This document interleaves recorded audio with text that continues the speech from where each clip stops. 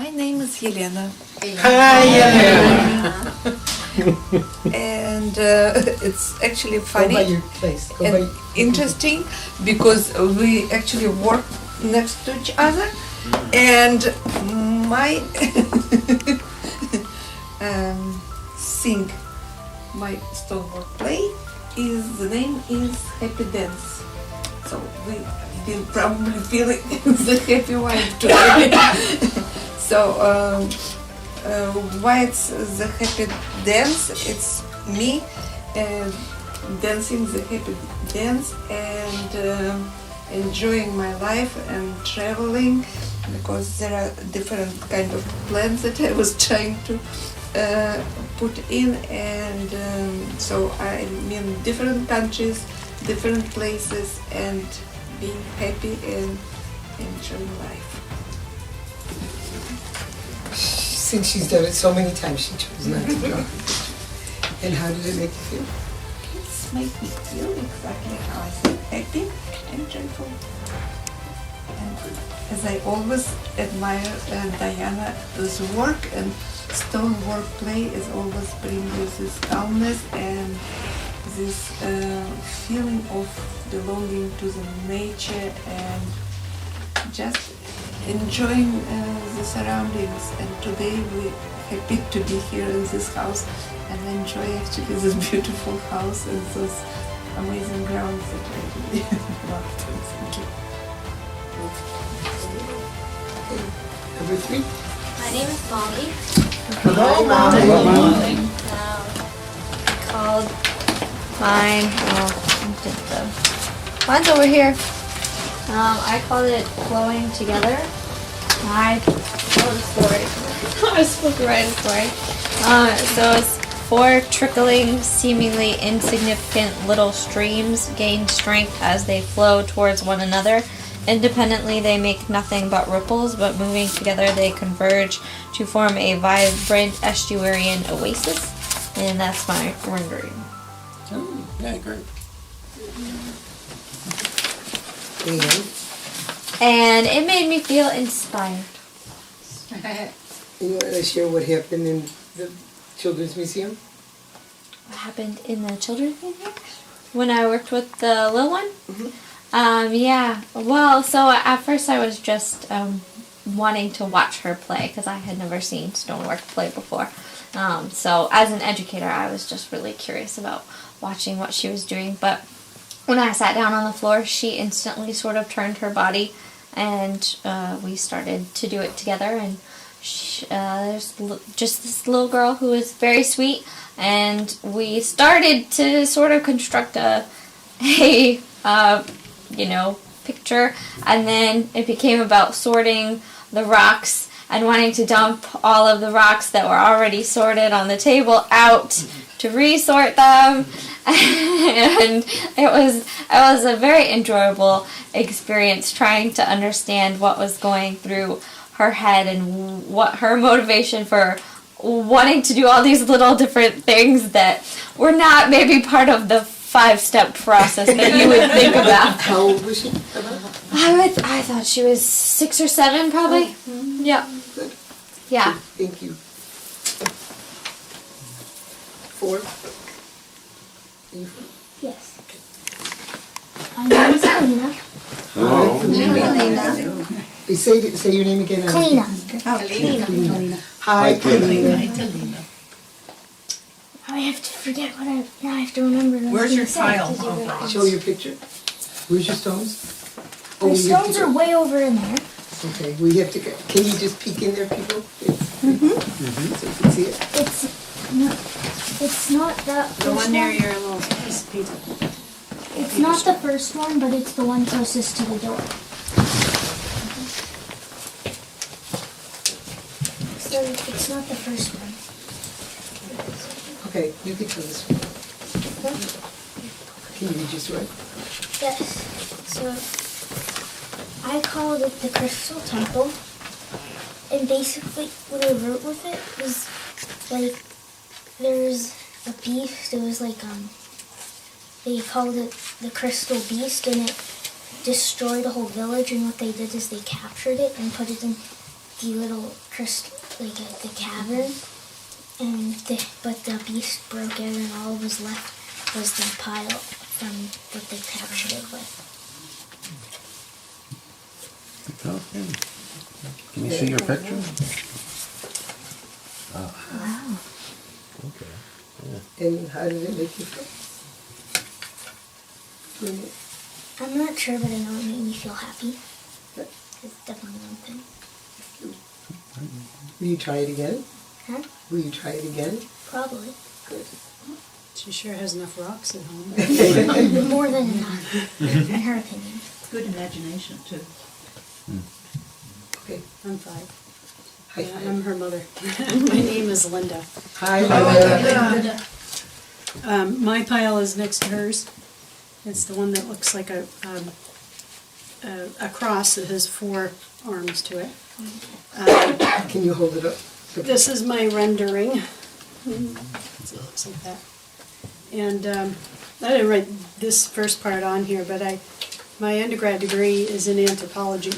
And so that kind of a cross shows up in a lot of different cultures. I called it a stonework cross, using stonework from this name. It's a stonework cross representing the 4 directions, east, south, west, north, and also of air, fire, water, and earth.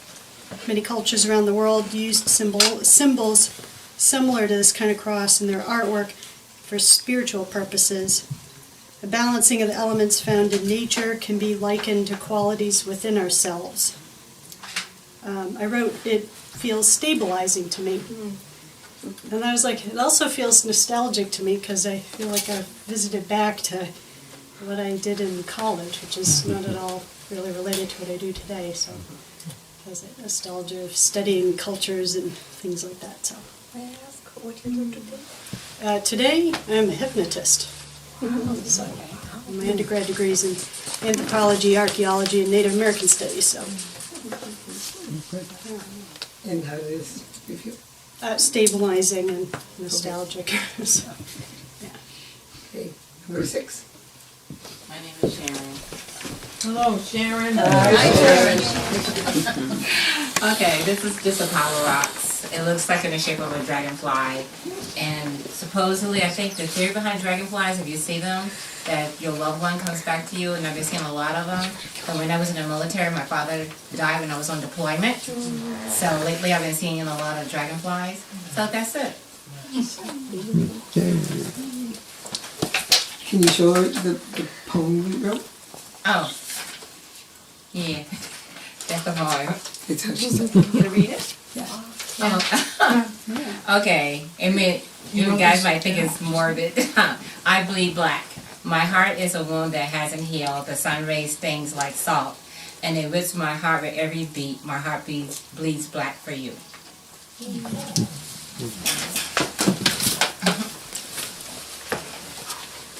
Next. What number? 7. 7. That's me. Then I made a body out of stones, the head, the arms, the legs and feet. And she was so cute, she traced every stone.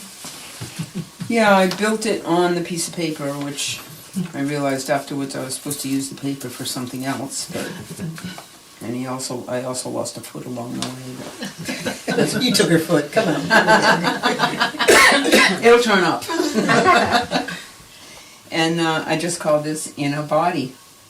And my thoughts about it were traveling through time in a physical body, but what is beyond? Is there a timeless spacelessness after our journey? The body is so solid, so there, but the mind is open and filled with possibilities beyond physical limitations. Be the mind. Yeah, very good. Thank you. And how did it make me feel? Well, I don't feel like I'm a very crafty person, so at first I was nervous. And then when I put the rocks down on the paper, they just automatically turned into a body for me. And so I went with it, and I thought it was kind of silly, kind of like being in 5th grade art class and drawing stick figures. But then I walked around and I saw very similar work to this, and I thought, maybe I am normal after all. 9. We did 8, didn't we? We did 7. I'm 8. Seven. Okay, 8. Yeah, so I'm Chris. Hi, Chris. And this is a rendition of my essentially also medicine wheel. And it's the one in the middle. It's in the Okay, kitchen. it's in the kitchen. It's in the kitchen, which feels like an appropriate place for it to be now. I call it Hearth and Home.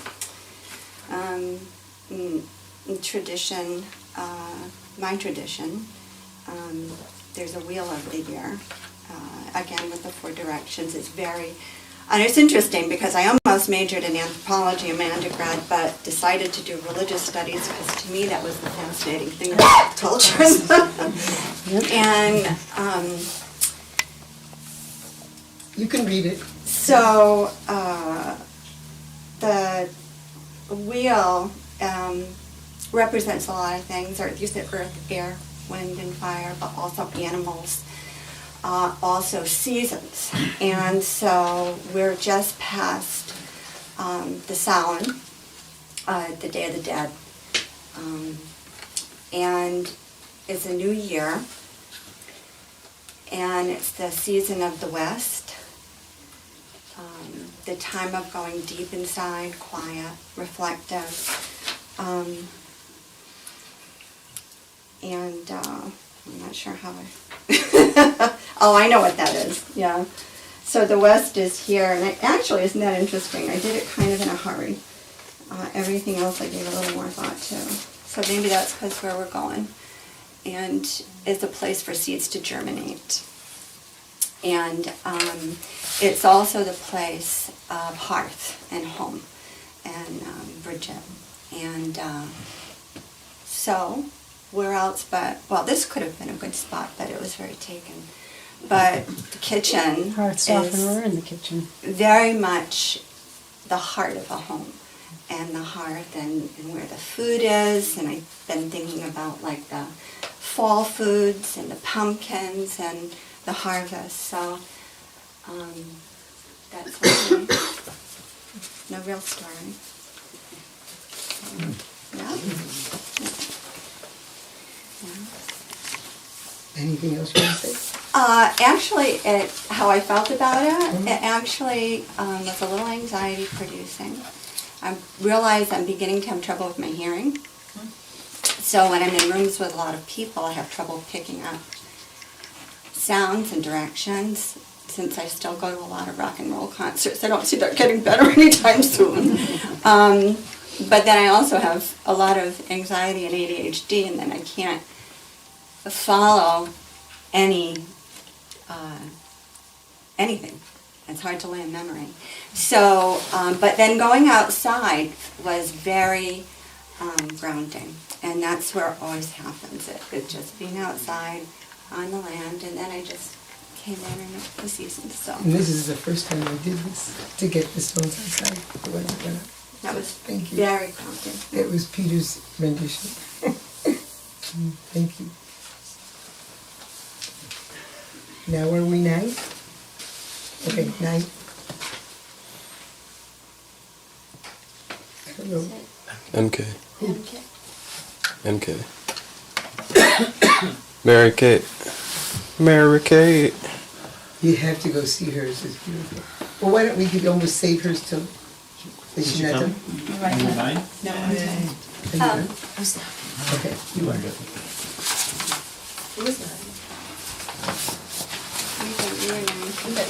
You were. Am I 9? No, I was sitting right there. The gentleman sitting next to me was, where did he go? Here. Oh, Aaron, was it you? I was sitting over here. The 9 is not Oh, no, you left. It is. the 10. Are you finished to do it? Yeah. Okay, go ahead. All right, so mine's up there. I can't really move it. You'll see it with the cake. So I just found some really funky rocks, went down in the river, the gully, and I couldn't really think of anything, but I love the Loch Ness Monster, and it's kind of like an eerie, cold day, and I had that like brewing in my brain. So I just kind of did that and made, you know, how you have like the dunes and the mountains kind of in the background. It's really pretty. I really like the legend of the Loch Ness Monster because it's been around since, I don't even know when it started, forever, right? Everybody knows about it, but no one's yet to find out. And I'm also obsessed with the fact that we haven't even researched even 50% of our ocean floors, let alone other bodies of water. And I love that because it grounds you. It makes you realize that there's many inevitable possibilities. And when you get flustered, just realize you haven't found the answer yet. And nothing's impossible. I like that. I've always had rock collections, but as the past 12 years of my life, I've decluttered to the point of trying to become a minimalist and not keeping things around. So I prefer to do these formations out in public spaces where I don't have to take it home. And I leave it where it lay. I just change the perspective of it. And that's that. Yeah, you're welcome. 10? The real 10? Well, technically, who was 11? There we go. It's me, I'm next.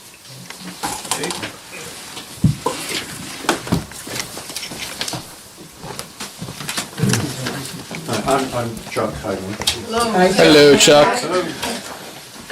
I'm sort of a minimalist, so I built this thing on the mantle. Oh, wow. Guarded by the dachshund. It's a minimalist kind of a thing. I'm fascinated by rocks. This is my rendering of the whole thing there. And I love the idea of the stones being ancient processes. I like the base was a sandstone, which is probably the youngest of the stones. And it was either a lake bed or a seabed at one point. I'm not sure, were they gathered around this area, these stones? All over the place, yeah. So that's, the name of this is Improbable Gathering. And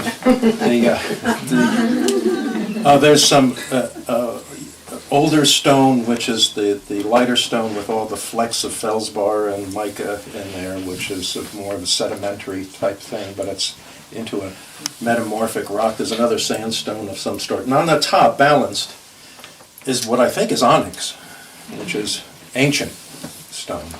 And so all of these are holding up that ancient stone. And when I'm holding these things, I'm thinking of the process that brought this stone to this place, and the eons and epochs of time to produce these little morsels of the earth, and how I can hold it and look at this thing. And I think that human thought is the consciousness of the earth. So we're conscious of these rocks. And that to me is important. And so I wrote something that I can't read because I don't have my glasses on. Let's see here. It's an ancient sandstone, perhaps a lake bed or an ocean floor, is the base to hold lighter colored conglomeration of rock with flecks of feldspar or mica, in consort with another lake bed from a different epoch, all holding the metamorphic black onyx stone, dark and brooding, the eldest of them all. Epochs of eons of time and earth processes bring together this improbable gathering, but for human fascination and wonder, a moment, a nanosecond in geological time. So, wow. Are you a geologist, or are you just not in the sense? No, well, He's an artist. Just the ancient rocks. that's the long-suffering wife of another. So anyway, that's that. And how did you feel? We used to work, I used to work for the Department of Earth and Planetary Sciences at MIT. That made me feel, yes. You did? Holding these stones, I just felt a reverence for the earth. and that we're all part of the same stardust here in the universe. So we're all part of it. We don't have to feel separated. Beautiful. Did you get that, Peter? What he said was beautiful. Everything, yeah, Okay. yeah. Uh-oh. It's the wrong way. 12? Okay.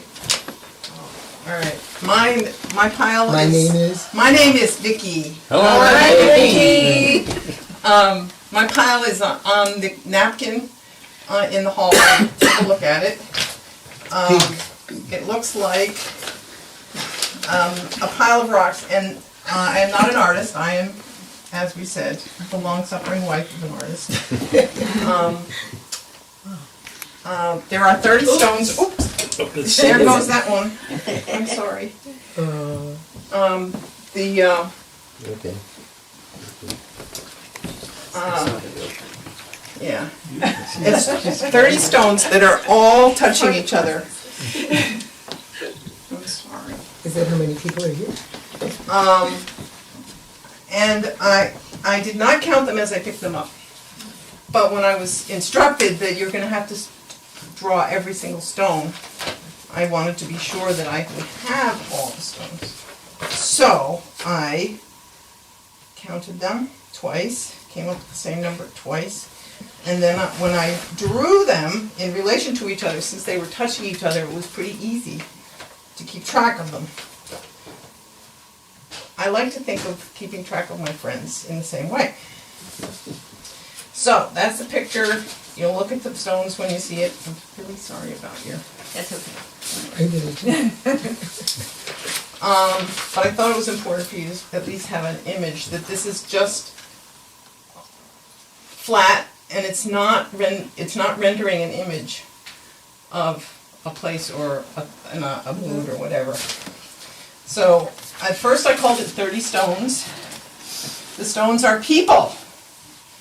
In many ways, they're the same. In other ways, different. One looks perfect, smooth and round. Others are rough. All are their own selves. Different shapes, different colors, different sizes. They're all touching one another, like my friends. And so then I said, that was too wordy, I'll make a haiku. So this is the haiku. Like my friends, the stones are people. In many ways, they're the same, touching each other.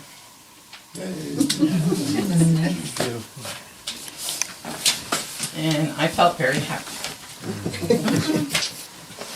You went through the traffic cones.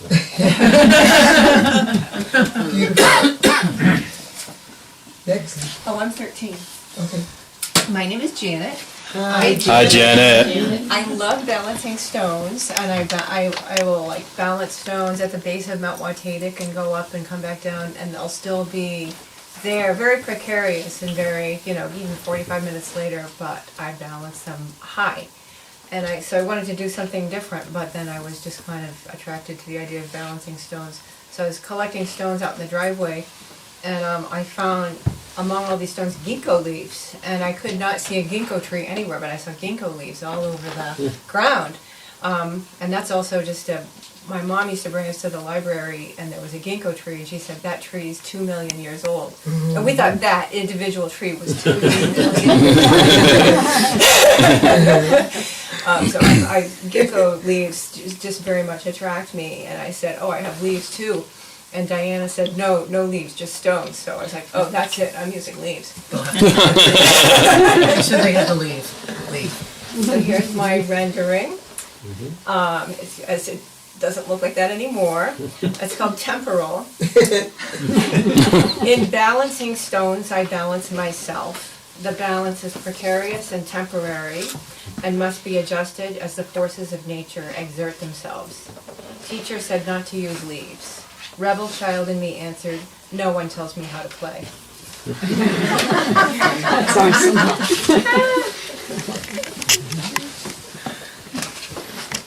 Anything else? It made me feel very balanced. Good. Okay, I'll go. I don't know what number I was, but Hi, Alan. Oh, hi. Did someone call my name? My name is Alan. Hi. Hi, Alan. And mine is on that chair. I glued it down so no one can ever sit in that chair again. I'm sorry, send me the bill. Mine is titled Peace, Love, and Music, because I'm very musically inclined these days.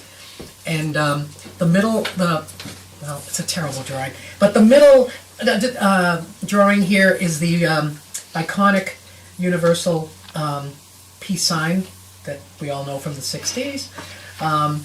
To the left of that is supposed to look like a microphone, which represents an instrument through which vocals are projected through to produce the music. And the symbol on the right is a representation of a musical note. I knew that. You knew that one day? I finally did something you could recognize. But to quote a composer and a songwriter who's not so popular today, but anybody remember Mac Davis? Yeah, sure. Well, one of his songs, I Believe in Music, and a couple of verses were, music is the universal language and love is the key. As long as I'm making my music, I know no harm will come to me. I believe in music. Thank you. And it made me feel very musical. Susical musical. Okay. I guess I'm the next. I'm 15. My name is Michael. Hi, Hi, Michael. So, before I will start telling about what I created, I want to say that everything here about the magic. First of all, this is magical house. Absolutely. Look at this. This is so much character. This is so... I don't remember when last time I saw houses like this. Probably a long, long time in my younger years in Belarus. Probably some houses were built something like this in some kind of villages, in some small villages, somewhere very rare places. And this is just remind me about, wow. So this is great.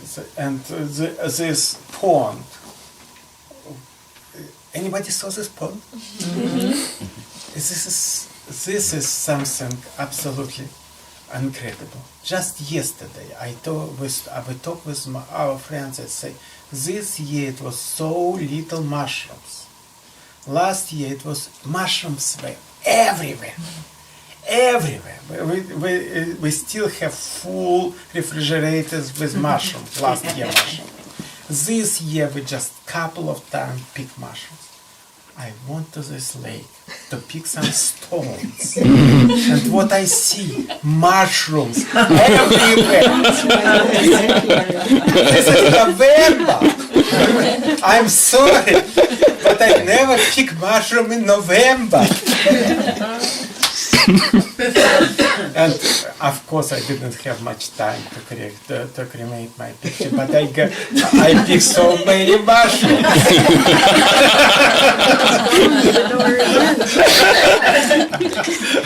So my picture is mushroom, right? This is about this miracle about this place. Mushroom near the pond. And it make you feel life is good. I'm glad you had a good time. See, he could do other things too. Okay, next. Peter, that's you. All right. You're up. FYI. All right. Matt, do you mind? Not at I'm all. going to stand where you are. And so...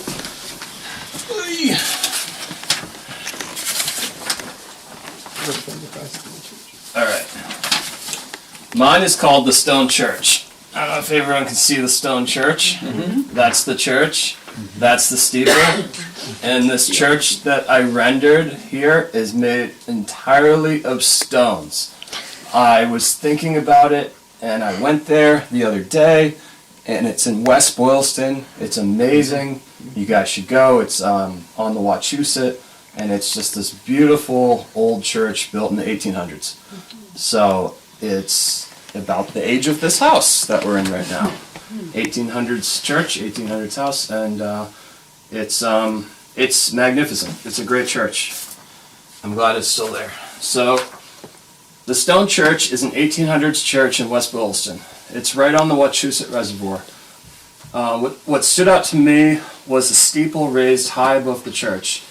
The entire church was built with stones, and it stands today as a constant reminder of the past in its epic stonework. This is the original stonework circa 1800, long before us modern people did stonework play together. So that is it on the floor. And it made me feel, well, what made me feel good was being outside with Daren and Molly and everyone else gathering. I think that was special. And in my head, I really wanted all of us to gather here today because this property is just a gift from a God above. So thank you. And it's just wonderful weather. So took advantage of it and did some great stonework play today. Great song. So I'm number 17. My name is Helen. And so mine is right here, but it's sort of camouflaged amongst the pattern of this stool. But here's my drawing. And my process was actually to just take rocks from here in kind of a random way and dump them on the thing and see what came. And so I was working with all sorts of different stones, different colors and everything. This is my stone jetty. And once I had the stone jetty, I was thinking about the beach and the water and everything. And I remembered going to a place called Pear Tree Point Beach a couple of months ago. This is a place where we all grew up. And I went there under a full moon at night. So this is my rendering of the scene. But Diane asked how we felt about it. It just sort of emerged. I mean, and I was really in the zone. It was like, I don't know if we spent an hour, but it changed, and I added things, and then a couple of these stones are people. So there's a gray person, and then there's the white person there. And what I wrote here was, because I was inspired, there's a bird on this fabric. So I put the bird in, and then I found one of these rocks. Which is it? I don't think it's this one. Is a little bird fossil. Oh. It looks like a little bird, and I mean I wouldn't have noticed that. And then I have also my horse head here too. So it says the title is. Well, let's go to the thing. The title is Along the Shore. The rocks that lie at the bottom represent a rocky jetty near the shore. Two figures make their way across the rocks. The piece was inspired by a walk along the shore by moonlight. The light-colored rocks represent the water and the ocean spray and a full moon. And then I have a little poem. Singing their sweet song, virginal white and shades of gray along the shore. That's nice. And how did it make me feel? It made me feel content, and it brought me back to an experience that I had. Helen, where is that place? It's in Darien, Connecticut, Daren, Connecticut. on the shore of Long Island Sound. Wow. That's where I grew up. Thank you.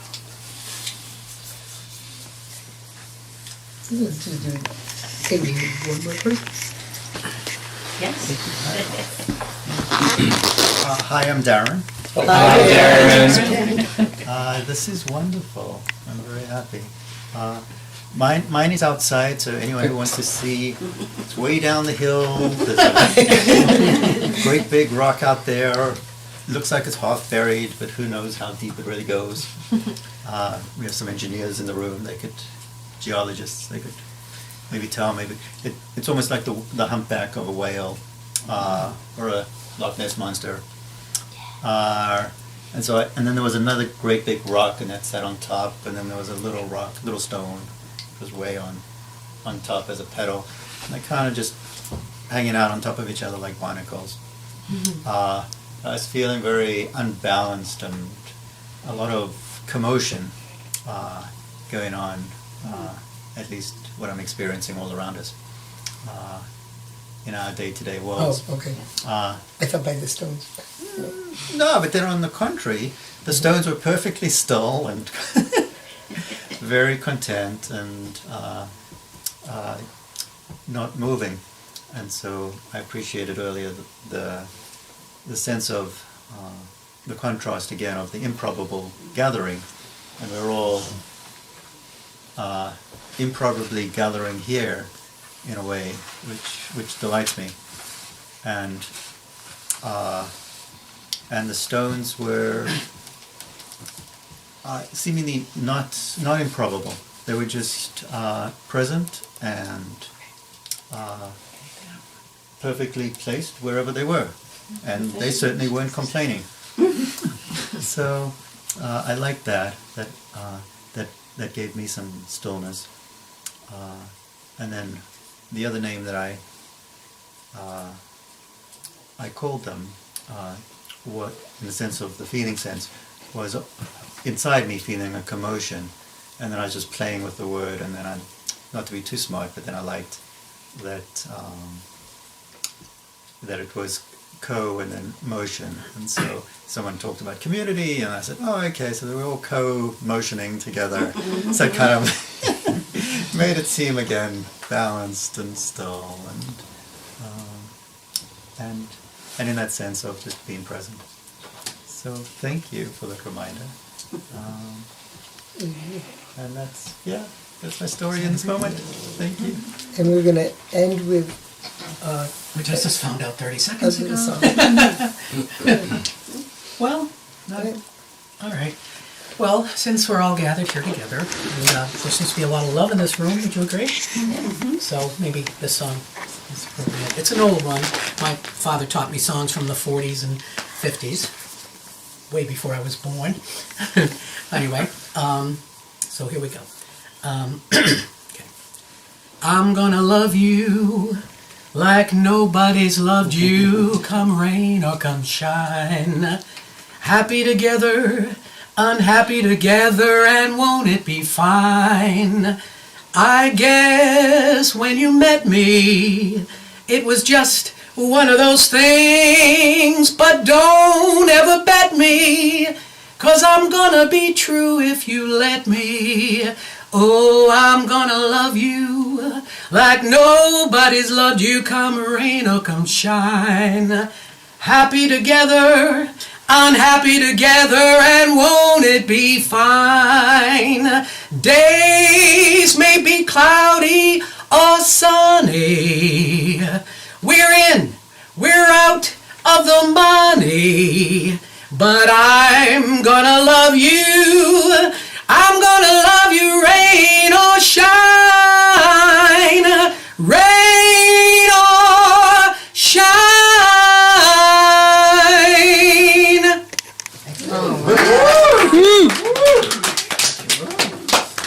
Tempted to clap. Well, with the ending. Yeah. That would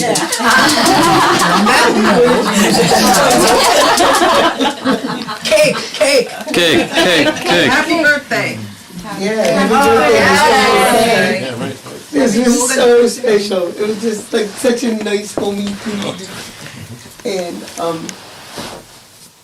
we should probably Satnam. It's not religious or anything.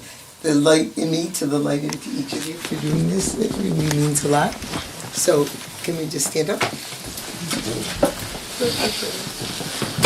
Just 3 times. I know. But I know what happens. We become one voice, and it's so pretty. But my voice isn't so pretty. Okay. So you're gonna breathe in and do it 3 times, and the last time is the longest. When we can. I thought we were. Okay. All right, try again.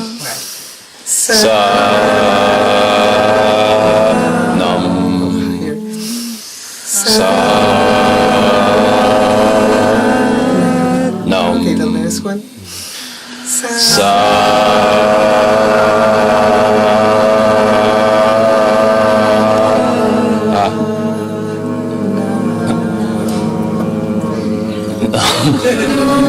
Happy birthday to you. Happy birthday, Stonework Happy birthday to you. And many more. All right, Diana, it's yours. It's all you. Oh my God. Speech.